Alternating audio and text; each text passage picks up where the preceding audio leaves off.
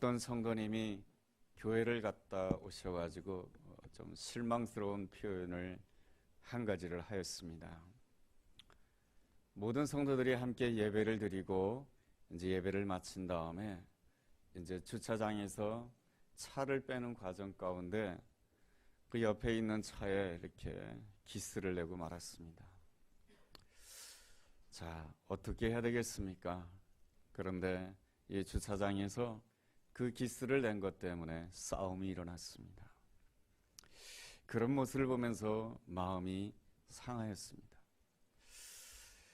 그리고 식당을 향하였습니다. 이제 예배를 끝나고 나면 대부분 같이 식사를 하게 되는데, 안타깝게도 그 교회는 성도님들이 식사를 할 때에 이렇게 나누어서 식사를 한다고 합니다. 어떻게 나누어서 식사를 하느냐?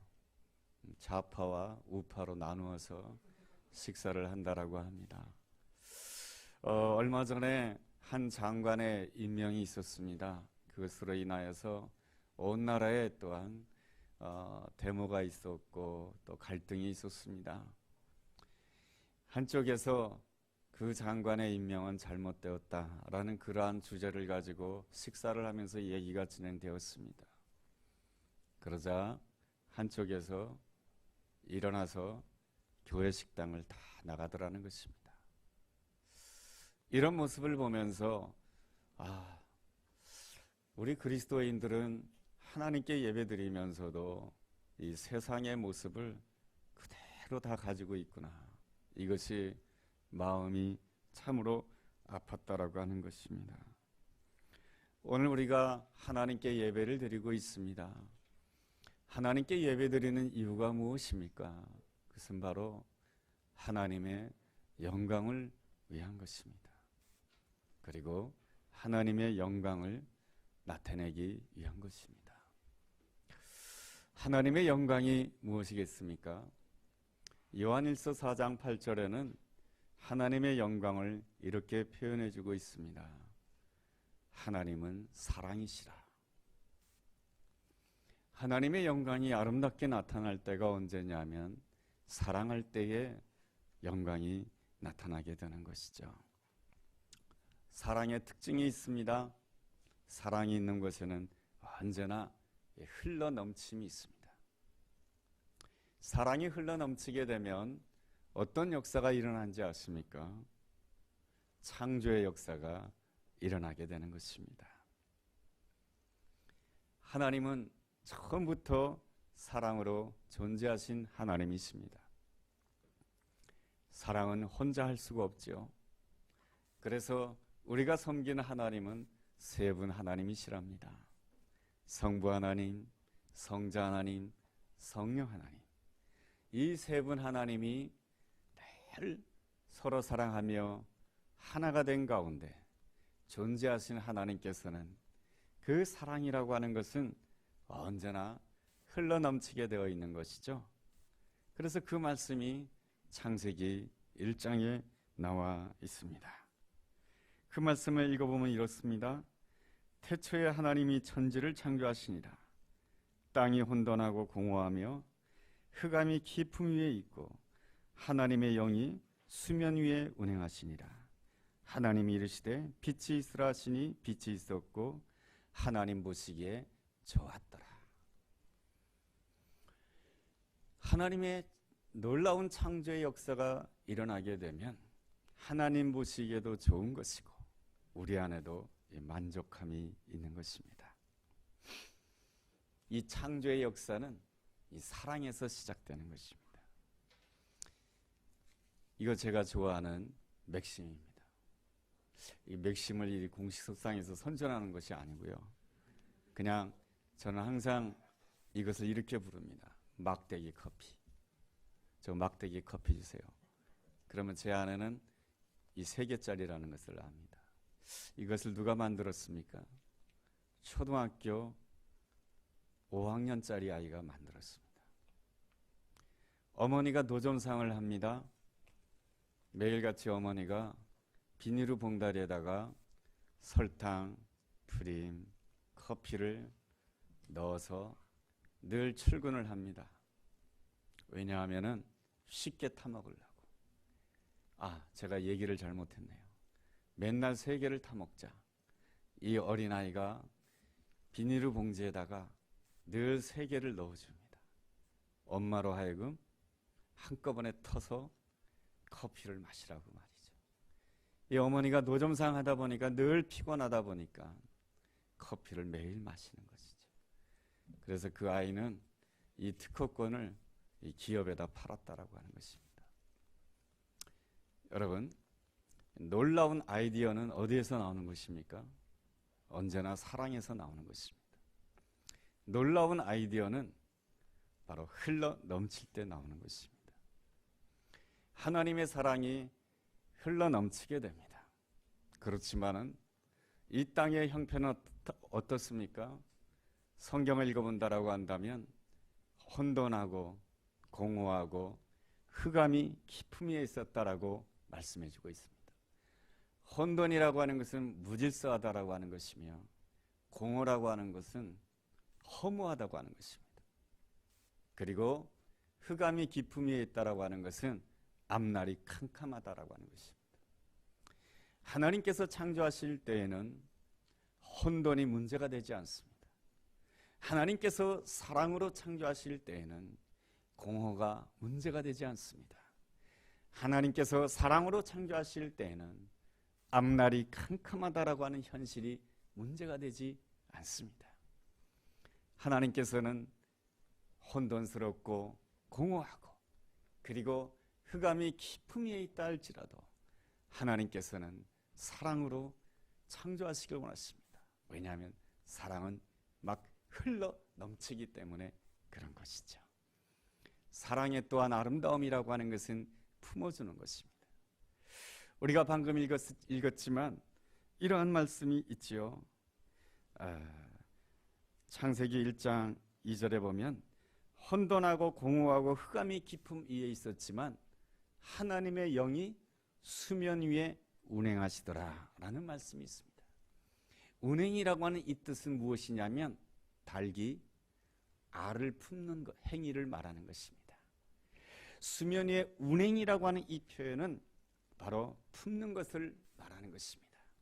하나님의 사랑의 아름다운 점이라고 하는 것은 아무리 못나 보이고 아무리 부족해 보여도 아무리 보잘것 없어 보여도 품는 것입니다. 그리고 흘러 넘치는 것입니다. 품고 흘러 넘치게 되면 어떤 결과가 나타나게 되냐면 좋은 생각이 나타나는 것이고 하나님 보시기에 좋았더라의 역사가 나타나는 것입니다. 이게 하나님의 그 사랑의 창조의 역사입니다. 이 사랑이란 또 특징이 있습니다. 언제나 자신의 것을 나누어 준다라고 하는 것입니다. 하나님은 온 만물을 창조하셨을 때에 자신의 것을 나누어 주셨습니다. 하나님 자신의 것이 무엇일까요? 사랑입니다. 그래서 온 만물이 유지가 될 때에는 무엇으로 유지되냐면 사랑으로 유지가 되는 것입니다. 교회 오는 길에 보니까 낙엽이 지고 있습니다. 이 가을날에 열매가 땅에 떨어집니다. 열매가 땅에 떨어졌을 때 그 열매가 썩게 됩니다. 열매가 썩게 되었을 때에 그 열매 안에 있는 그 씨앗을 통하여서 봄날에 새롭게 생명을 피우게 되는 것이 자연의 이치인 것이죠. 여러분, 물고기 가운데 가시고기라고 하는 물고기를 아시죠? 어미 가시고기가 알을 부화하게 되면은 그 알을 갖다가 아빠 가시고기가 품는다라고 합니다. 알을 품는 그 순간부터 가시고기는 한순간도 움직이지 않는다라고 합니다. 그리고 알이 부화하게 되면 그 알 속에서 부화하게 되면은 무엇을 먹냐 하면은 아빠 가시고기를 먹는다라고 합니다. 그렇게 하면서 이 땅에 가시고기는 계속해서 존재하게 되는 것이죠. 하나님께서는 온 땅을 사랑으로 창조하셨고 그리고 이 땅이 어떻게 유지되기를 원하시냐면 사랑으로 유지가 되기를 원하신답니다. 사랑에는 언제나 자유가 있습니다. 사랑은 다른 사람을 통제하지 않습니다. 누가복음 15장 말씀을 본다라고 한다면 탕자의 비유가 나오는데, 탕자의 비유에 나오는 아버지에게는 사랑이 충만하였습니다. 아들은 아버지의 유산을 받아서 세상으로 나가서 성공하겠다라고 합니다. 아버지가 보기에는 이 아들이 분명히 이 유산을 가지고 세상으로 나가게 되면 돈을 잃어버릴 것이며 실패할 것이며 형편없는 존재가 될 것이다라고 하는 것을 이미 알았습니다. 그렇지만은 허락하게 됩니다. 사랑은 항상 무엇을 주냐 하면은 자유를 줍니다. 사랑은 통제하지 않습니다. 그러기에 이 사랑에는 무엇이 있냐면 고통이 있습니다. 여러분, 고통이 없는 사랑은 진짜 사랑이 아닙니다. 자녀가 잘못될 때에 아비의 마음에 고통이 있습니다. 왜 그렇습니까? 사랑이 하기 때문에 그러한 것이죠. 하나님의 사랑이 그렇습니다. 그 하나님의 사랑에도 무엇이 있습니까? 고통이 있습니다. 그 고통이 바로 십자가에서 잘 나타나고 있습니다. 그 십자가의 고통을 통해서 나타내고자 하는 것이 무엇입니까? 내가 이러한 고통을 당해서라도 내가 너를 품어주기를 원한다. 이것이 바로 십자가의 고통인 것입니다. 내가 이 아픔을 겪는다 할지라도 내가 너의 모든 것을 감싸주기를 원한다. 이것이 바로 십자가의 사랑이요 십자가의 고통인 것입니다. 아버지의 사랑은 아들의 못난 모습까지도 다 품어주는 사랑인 것입니다. 그랬을 때에 둘째 아들이 모든 것을 다 잃어버린 다음에 아버지 곁으로 돌아오게 됩니다. 이랬을 때 이 둘째 아들은 아버지의 사랑을 진짜로 알게 됩니다. 그래서 아버지와 진정한 사랑의 관계가 됩니다. 그 다음에 또 이 아들에게 자유가 주어집니다. 아들이 고난을 당하기 이전에는 자유를 이렇게 생각했습니다. 내가 원하는 대로 살아가는 것이 자유라고 생각하였습니다. 그러나 모든 것을 실패했을 때, 모든 것을 잃어버렸음에도 불구하고 아버지가 나를 받아주게 되었을 때 그 다음에 주어지는 자유는 달라집니다. 그 자유는 무엇으로 변화되냐면 책임이 되는 것입니다.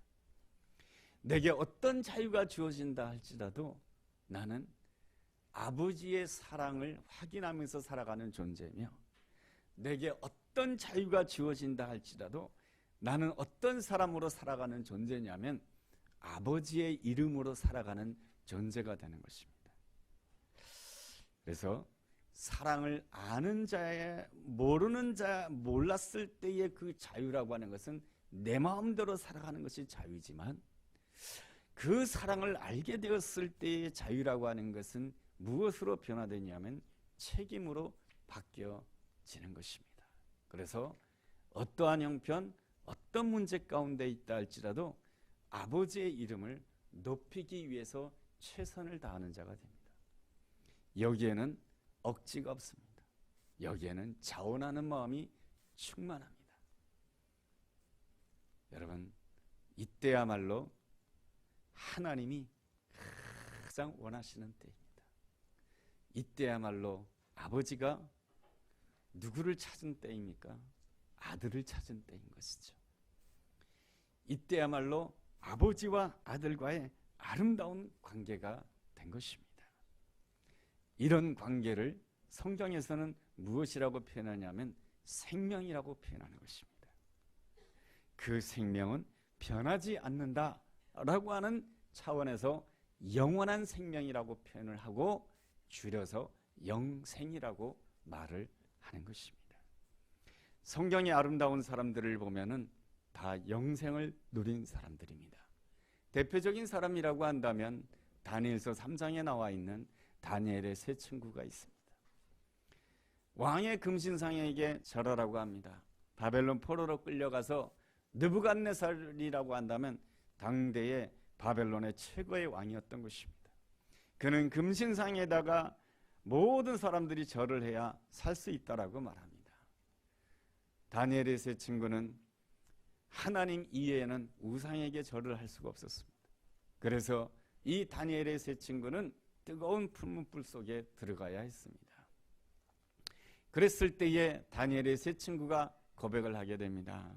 무엇이라고 고백을 하게 됩니까? 하나님께서는 이 가운데서도 나를 구원해 줄 것을 믿습니다. 그렇지만 그리 아니하실지라도 나는 결코 금신상에 절할 수가 없으며 내가 하나님을 온전히 신뢰하겠습니다. 여러분, 이러한 고백을 가지는 그 자리가 바로 진정한 아들의 자리요, 이런 자리가 생명의 자리요, 영생의 자리인 것입니다. 어떻게 그러한 고백을 할 수가 있었던 것입니까? 바로 아버지와 아들과의 관계가 하나가 되었기 때문에 그렇습니다. 아버지와 아들과의 하나가 되었을 때에는 모든 상황 속에서 이렇게 고백을 하게 되는 것이죠. 아버지께서 이 모든 상황을 허락하셨음에 이 모든 상황은 나의 인생에 있어서 최선인 줄로 믿습니다. 이것이 바로 생명이 있는 자가 가지게 되는 아름다운 고백인 것입니다. 이 생명이 있는 자는 언제나 아버지의 아름다움을 기억하는 것입니다. 언제나 아버지의 은혜를 기억하는 것입니다. 아버지의 은혜를 기억하게 되었을 때에 항상 내게 주어진 형편은 내 인생의 최선이다라고 하는 그러한 고백을 함으로 인해서 하나님이 주시는 놀라운 축복이 있는데 그 첫 번째가 평안인 것입니다. 그 평안이 있게 되면은 그 다음에 하나님이 주시는 축복이 있습니다. 형통인 것이죠. 형통이라고 하는 것이 무엇입니까? 하나님의 뜻이 이루어지는 것입니다. 이 아름다운 역사가 요한복음 11장에도 기록되어 있습니다. 나사로 가정에 나사로가 죽었습니다. 나사로의 누이였던 마르다와 마리아는 정말로 예수님이 사랑하는 사람이었습니다. 그래서 예수님이 속히 와서 내 오라비인 나사로를 고쳐주시기를 원하였습니다. 그런데 예수님께서는 늦게 오셨습니다. 이미 나사로가 죽은 지 나흘이나 변하였습니다. 이미 장례식이 끝났습니다. 모든 것이 다 끝났습니다. 그런데 예수님이 오셨습니다. 예수님이 오셔서 하시는 말씀 두 가지가 있습니다. 하나는 돌을 옮겨 놓으라. 이미 장례식 다 끝났는데 주님께서는 돌을 옮겨 놓으라 말씀해 주십니다. 그리고 두 번째 주시는 말씀이 있습니다. 내가 믿으면 하나님의 영광을 보리라. 다 끝났다라고 하는 그런 상황 속에서도 하나님께서는 얼마든지 나의 삶 가운데 창조의 역사를 행하실 수가 있고 하나님께서는 얼마든지 나에게 최선을 주실 수 있다라고 하는 것을 믿는다라고 한다면 너는 하나님의 영광을 보게 되리라. 그랬을 때 나사로가 무덤에서 나오고 다시금 부활하게 되는 놀라운 역사가 요한복음 11장에 기록되어 있습니다. 하나님께서 우리를 부르셨습니다. 우리를 부르신 가장 중요한 이유는 우리로 하여금 하나님의 사랑이 무엇인지를 알라고 하는 것입니다. 그리고 하나님의 사랑 안에서 살라고 하는 것입니다. 그리고 하나님의 사랑을 나타내라라고 하는 것입니다. 오늘 사도행전 7장을 기록하고 있는 스데반은 이스라엘 백성들을 보면서 너무너무 안타까웠습니다. 왜냐하면 이스라엘 백성들이 예루살렘 성전에서 하나님을 섬기고는 있지만은 그들이 하나님을 섬기지 않고 우상을 숭배하고 있었거든요. 어떤 우상을 숭배하고 있었느냐? 자기 자신을 섬기고 있었던 것입니다. 그렇게 자기 자신을 섬긴다라고 한다면 결단코 하나님께 영광 돌릴 수 없으며 결단코 하나님의 영광을 온 땅에 펼칠 수 있는 이스라엘 백성들이 될 수 없기에 이 스데반은 안타까운 마음으로 오늘 본문 사도행전 7장을 통해서 이스라엘 백성들에게 메시지를 전하고 있는 것입니다. 메시지를 전할 때에 누구를 통해서 전하고 있냐면 모세를 통해서 전하고 있습니다. 하나님께서는 모세를 통해서 이스라엘 백성들을 구원해 내셨습니다. 모세가 이스라엘 백성들을 구원해낸 다음에 하나님께서 약속하신 땅 가나안 땅으로 곧바로 가지 않았습니다. 어디로 갔냐면 시내산 광야로 인도하였습니다. 왜 시내산 광야로 인도하신 것입니까? 바로 그 광야에서 오직 하나님 한 분만 바라보고 하나님의 말씀을 듣고 순종하면서 그 하나님 말씀 속에서 하나님의 사랑이 무엇인지를 알고 그 마음 가운데 평안함을 가지고 그 삶 가운데 형통을 이루기를 간절히 원했기 때문에 모세가 이스라엘 백성들을 이끌고 가나안 땅에 간 것이 아니고 먼저 시내산 광야로 간 것입니다. 모세가 하나님의 말씀을 받기 위해서 시내산에 오르게 되었을 때 이스라엘 백성들은 어떻게 했습니까? 그 땅 밑에서 금송아지를 섬기게 됩니다. 금송아지가 하나님이라고 말이죠. 이 금송아지는 이스라엘 백성들이 애굽 땅에 있을 때부터 섬겼던 신 가운데 하나입니다. 금송아지가 상징하는 것은 두 가지입니다. 하나는 물질입니다. 또 하나는 힘입니다.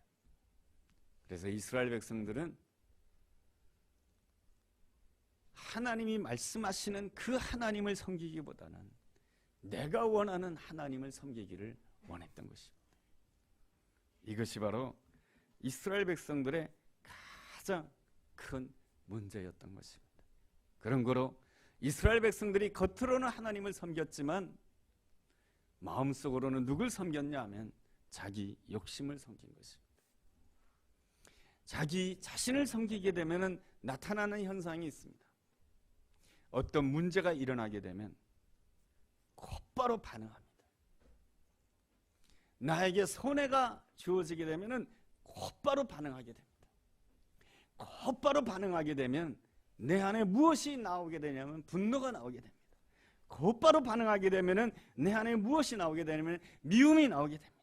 미움과 분노가 나오게 되면 곧바로 내 마음이 무엇으로 변화되냐면 지옥으로 변하는 것입니다. 하나님께서는 우리를 부르실 때 이렇게 말씀하셨습니다. 회개하라, 천국이 가까웠느니라. 하나님께서는 우리가 이 땅의 삶을 마친 다음에도 천국을 주시길 원하시지만은 이 땅에 사는 그 동안에도 천국을 맛보며 하나님의 나라를 바라보며 살기를 원하시는 것입니다. 그렇다라고 한다면 하나님이 원하시는 것은 자기 자신을 숭배하지 말고 여호와 하나님을 온전히 섬기라고 하는 것입니다. 자기 자신을 숭배하지 아니하고 하나님을 섬기는 자의 특징이 있습니다. 문제가 일어나게 되면은 곧바로 반응하지 않습니다. 문제가 일어나게 되면은 곧바로 반응하는 것이 아니고 누구의 눈치를 보냐 하면은 하나님의 눈치를 보는 것입니다. 마치 종이 상전이 지금 무엇이라고 말씀하실까? 지금 이렇게 큰 문제가 일어나게 되었는데 이 문제 때문에 지금 나의 주인이 되신 하나님께서는 지금 이 문제를 보고 뭐라고 말씀하실까 하면서 이 하인이 그 주인의 그 말씀하시는 것을 듣는 그 자세를 가지는 사람이 누구냐면은 하나님을 하나님으로 섬기는 자의 아름다움인 것입니다. 여러분, 그랬을 때에 그 사람은 어떤 사람이 되냐 하면은 그 문제 가운데서 하나님의 음성을 듣는 자가 되고 그 문제를 바라볼 때에 직접 자신을 나타내는 것이 아니고 하나님의 시선으로 하나님의 생각으로 모든 것을 바라보는 자가 되는 것입니다. 여러분, 이런 것이 무엇입니까? 문제 앞에서 한 발자국 떨어져서 바라보는 것입니다. 이것이 문제 앞에서 한 발자국 떨어져서 보면서 하나님께서는 뭐라고 말씀하실까? 듣는 그 순간부터 하나님 말씀이 임하게 되고 그 순간부터 하나님께서 내 마음속에 평안함이 임하고 그 순간부터 하나님의 뜻이 그 문제 가운데서 하나님이 이루시고자 하는 그 하나님의 뜻이 이루는 것을 보는 그러한 사람이 되는 것입니다.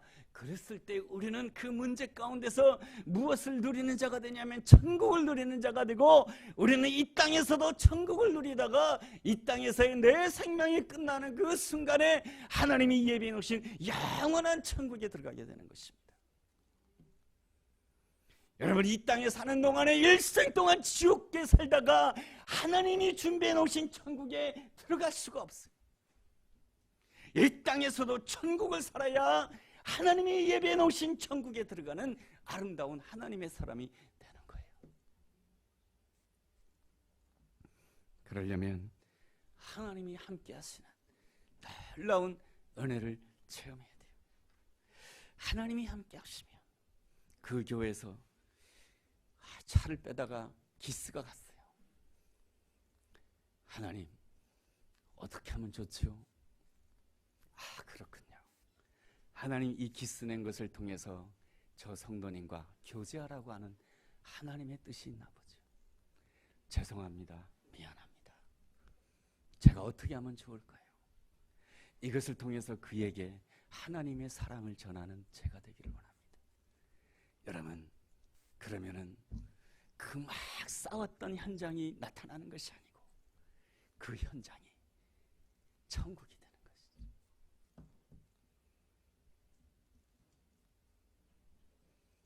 당신의 생각이 좌파요, 또한 이 사람의 생각이 우파지만 그것은 다 우리의 생각입니다. 하나님의 계획이 어디 있고 하나님의 뜻이 어디 있을까요? 우리 함께 기도합시다. 이게 뭡니까? 한 발자국 떨어지는 것이죠. 이게 뭡니까? 하나님의 시선으로 보는 것이죠. 그러려면 우리가 어떠해야 됩니까?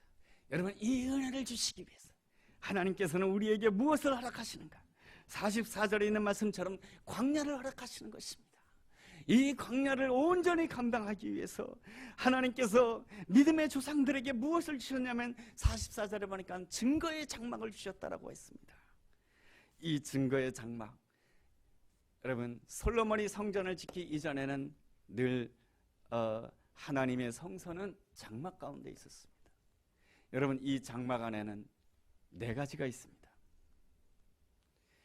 이 장막은 두 부분으로 나누어져 있는데 지성소와 성소로 나누어져 있습니다. 이 지성소 안에는 무엇이 있냐면 언약궤가 있습니다. 언약궤가 무엇입니까? 하나님의 말씀인 것이죠. 그래서 하나님이 함께하는 은혜를 누리기 위해서는 날마다 내 마음 가운데 하나님의 말씀을 채워야 됩니다. 그래서 큐티해야 되는 거예요. 그리고 성소에는 3가지가 있습니다. 먼저는 무엇이 있습니까? 금촛대가 있습니다. 이 금촛대는 7개의 촛대가 있습니다. 여러분, 이 7개 촛대에 대해서 촛대는 무엇을 상징하냐면 성령님을 상징하는 것입니다. 요한계시록 1장을 읽어본다라고 한다면 하나님의 7영이라고 하는 표현이 있습니다. 이 초에서는 무엇이 나타납니까? 빛이 나타나는 것입니다. 성령님의 빛이 임하게 되었을 때 성령님의 조명에 의해서 무엇을 깨닫게 됩니까? 하나님이 내게 주신 말씀을 깨닫게 되는 것이죠.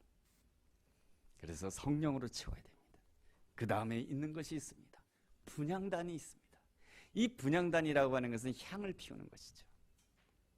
하나님을 만나러 갈 때는 항상 향을 피워야 되는 것입니다. 여러분, 이 향을 무엇이라고 표현합니까? 요한계시록 5장을 읽어본다라고 한다면 기도의 향기라고 표현해주고 있습니다. 기도는 바로 하나님과 나와 끈을 이어주는 것입니다. 우리가 기도할 때에 하나님과 내 손이 붙잡고 있는 것입니다. 그랬을 때 성령님이 함께 해주시는 것이고 성령님의 조명에 따라서 하나님의 말씀을 깨닫게 되는 것이죠. 그리고 나머지 하나가 있습니다. 떡상이 있습니다. 이 떡상에는 있는 떡을 성경에서는 진설병이라고 합니다. 이 진설병이라고 하는 것은 무엇이냐면 누룩이 없는 빵입니다. 이스트가 없는 빵입니다. 빵이 12개가 있습니다. 이 12개의 빵은 누구를 뜻합니까? 이스라엘 백성들을 뜻하는 것입니다. 이 빵을 하나님이 먹습니까? 안 먹습니다. 그러면 이 빵을 누가 먹습니까? 제사장이 먹습니다. 언제 먹습니까? 하루가 지난 다음에 먹습니다. 그래서 매일같이 빵 12개를 올려놓고 그 다음 날에 새 빵을 올려놓으면서 그 빵을 누가 먹냐면 제사장이 먹습니다. 이 빵이 맛있을까요? 맛이 없을까요? 이스트가 없습니다. 효소가 없는 빵입니다.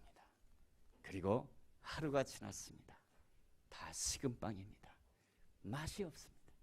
제사장은 매일같이 맛없는 12개의 빵을 먹어야 됩니다. 이게 뭡니까?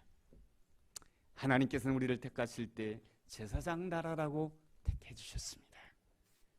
여러분, 날마다 말씀을 채우고 날마다 성령 충만하고 날마다 기도로 채우면서 내가 해야 될 한 가지가 있습니다. 하나님이 내게 붙여준 하나님의 백성을 매일같이 먹어야 됩니다. 맛없는 백성, 맛없는 빵을 먹어야 됩니다. 맛이 하나도 나지 않는 하나님께서 내게 붙여준 그 사람들을 먹어야 됩니다. 제가 식인종이 되라는 게 아니에요. 그 사람들의 식었다라고 하는 것이 무엇입니까? 사랑이 식었다는 것입니다. 사랑이 식은 빵 먹는 거 아주 힘듭니다. 아내의 사랑이 식었습니다. 사랑이 식어 빠진 아내를 받아들인다는 거 되게 어렵습니다. 제가 그렇다는 게 아닙니다. 사랑이 식어 빠진, 그만하겠습니다. 예. 그래서 날마다 사랑이 식어버린 하나님의 백성을 먹어야 됩니다. 그럴 때 하나님께서 주시는 놀라운 은혜가 무엇인가 하니 평안이요 형통인 것입니다. 그래서 하나님이 그 생각을 주십니다. 지금 주어진 그 모든 상황은 하나님께서 나에게 최선을 주신 것입니다. 요셉이 그러지 않았겠습니까? 요셉이 애굽 땅에 노예로 끌려갔을 때 여러분, 요셉이 우상을 섬겼으면, 자기를 섬겼으면 요셉은 그 자리에서 우울해지고 그 자리에서 낭망하고 그 자리에서 분노하고 그 자리에서 절망했을 것입니다. 그러면 요셉의 인생은 애굽 땅에서 지옥을 사는 것입니다. 요셉이 지옥을 살면 아무도 요셉을 찾지 않습니다. 요셉이 지옥을 살면 아무도 요셉을 사랑하지 않습니다. 그러나 요셉은 자기의 상황을 마치 남의 일처럼 보았습니다. 자기의 형편의 어려움을 남의 일처럼 보면서 하나님의 시선으로 나의 일을 보았습니다. 하나님은 사랑이신 줄로 믿습니다. 이 가운데서도 얼마든지 창조하실 수 있는 하나님이시며, 하나님께서는 이 모든 상황 가운데서도 하나님께서는 나에게 가장 합당한 최선을 허락하신 줄로 믿습니다. 그러므로 내가 이 모든 상황 속에서도 하나님이 원하시는 대로 최선을 선택하기를 원합니다. 그랬을 때 이 요셉은 힘들고 어려운 세월이었지만 그 노예 생활 속에서도 하나님이 함께 하심으로 인해서 형통하였고, 감옥 생활에서도 하나님이 함께 하심으로 인해서 형통을 누렸습니다. 요셉이 노예 생활 속에서도 천국을 누리고 감옥에서도 천국을 누리자 하나님께서는 애굽의 바로로 하여금 요셉을 부르게 하십니다. 요셉이 천국의 삶을 사니까 애굽에 있는 모든 사람들이 요셉을 구합니다. 애굽에 있는 모든 사람들이 애굽의 바로조차도 요셉을 구합니다. 너 나와 함께 해줄 수 없느냐?